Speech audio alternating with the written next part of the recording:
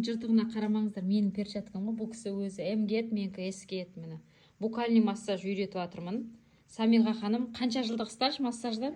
15 жылдық. 15 жылдық стаж бар. Именно менің техникаларымды үйреніп жатыр. Міне жақты босаттыңыз, міне жевательный мышцаны іштей босатасыз. Енді ұртты босатасыз да мына нүктеге қарай. Ішкі бұлшық етті көтеру арқылы бұлшық еті жоғары қарай көтеріледі. Қан айналым жақсы болады. Букальный массаж деп айтылады бұны. 7-10 минут қана жасалынатын техника.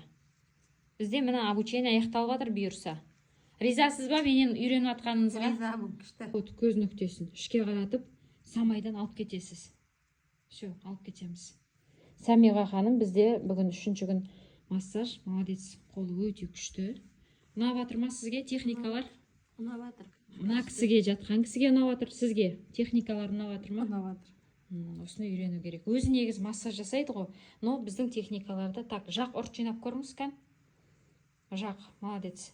4 саусақпен жақ жинаймыз. Основной фокус міне.